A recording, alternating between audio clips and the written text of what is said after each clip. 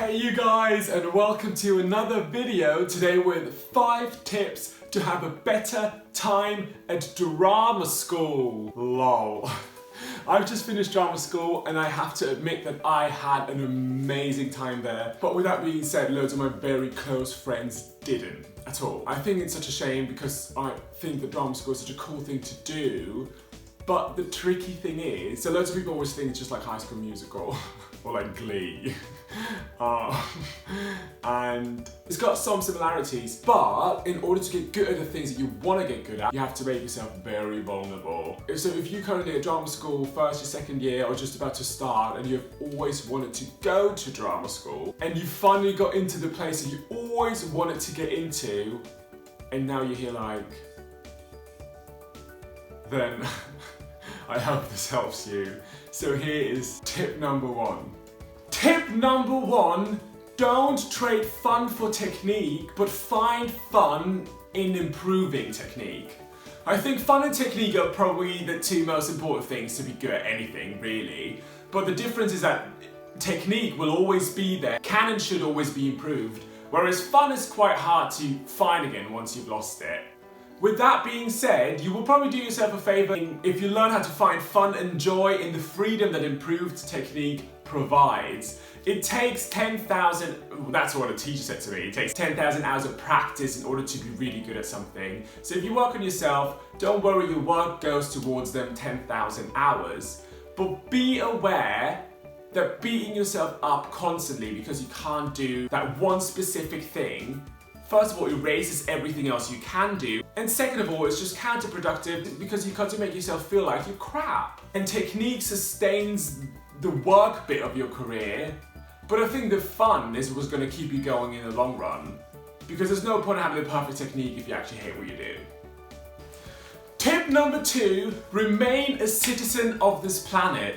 Watch the news, stay in touch with your friends who do completely different things to you, and put things into perspective. I think 29 out of 30 times, the things that upset you at drama school are probably really not as deep. In the bigger picture, no one cares whether you were flat in your singing lesson. Just keep working on yourself and trust your singing teacher to tell you the right thing in order to fix it. But you've done it, you've tried it, you were flat, and hopefully the next time you might be a bit more in tune. But there's no reason to question your entire existence and your talent. And I'm sure that there's loads of people on this planet that would love to have being flat in a singing lesson as the biggest problem. Tip number 3, get enough sleep. There's this guy called Matthew Walker who's like a scientist and has like done loads of research on sleep in general. And he says, sleep appears to restore emotional brain circuits. Sleep is not a luxury that we can optionally choose to take whenever we like. It is a biological necessity, and without it, there's only so far the band will stretch before it snaps, with both cognitive and emotional consequences. I remember days where I literally went to bed at like 8 o'clock. But all in all, I tried to be in bed between 10 and 11. Everyone's got like a past 9 o'clock meme, where the time and everything, it just kind of merges and all of a sudden it's just like 3 o'clock in the morning. Everyone knows that. But don't watch a million Instagram stories because at the end of the day, tomorrow you're not going to wake up and be like, oh my god, I remember that amazing Instagram story I saw yesterday. You don't actually care. Here's like an extra little tip. If you struggle to go to bed in time, set an alarm for an hour before you want to go to bed, because then you still have 60 minutes to get yourself ready, finish your dinner, brush your teeth, take a shower, call your mum, and then go to bed. And also, but this is just my experience, I also really like to get up an hour before I have to leave the house, because it gives me some sort of morning routine where I feel like, oh, I wake up, I get out of bed, but I still have like another like 50 minutes before I actually have to leave the house. I can get breakfast, I can get ready, and I have time so I don't rush into the next day. But yeah, sleep. Get it. Tip number 4, set priorities. This applies to everyone, but especially if you're in second year. I feel like second year drama school is just designed to overwhelm you in every possible way. Take all your classes and write some sort of like personal class hierarchy. When writing that list, take into consideration, number one, the skills that are important to you and help you become the artist that you want to be. Second thing to consider, what improvements could realistically make the difference between getting work and not getting work. Third of all, which classes are the most fun to you? So once you've written that down, stick it onto your door, and when you come home in the evening and you've had to take in all the feedback and all the opinions and everything that happened during the day, it might help you filter it a bit more and bring more structure to your thoughts and the way you digest all the feedback and the comments from the teachers. And if you say there was one class where you unfortunately had to wing it because you just didn't find time to read that book, but there was another class that's at the top of your priority list where the teacher really acknowledged your work, then it is a good day, because you can't always be perfect at everything. Especially in second year, I think it's valid to set some priorities, and I think that's helped me personally. And tip number 5, and this is probably the most important one. If you go to drama school, do it for yourself. Don't do it for your mum, don't do it for your friends that wanted to get into the school that you are now going to.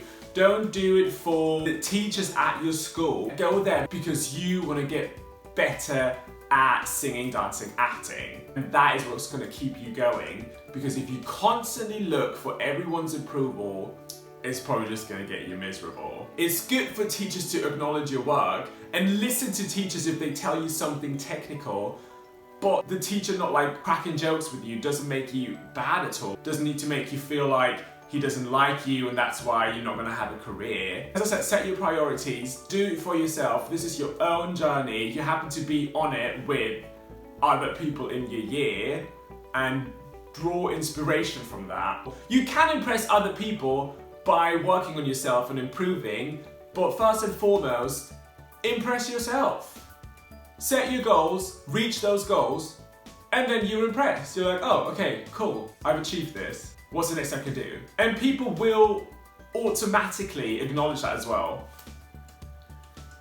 But don't do it for anyone else. Do it for yourself. Right guys, so that was 5 tips to have a better time at drama school. As I said at the beginning of this video, I've just finished drama school this summer, so I know that it can be so challenging. I know that you can be so stuck in the drama school bubble, but as I say, get a good night's sleep, put things into perspective. If something upsets you, think twice whether it is that deep. There are certainly things where you should be upset and annoyed, but I felt like most of the time it doesn't really matter in the bigger picture. As long as you keep working and have a good time, and be grateful that you get to see people make art every day. You can see people dance and sing and act, and so draw inspiration from that and have a good time and do it for yourself. Don't try to impress. And yeah, and apart from that, keep it up, live it up, and remember that in 400 years, no one's gonna give a what you did, so you might as well just have a nice life.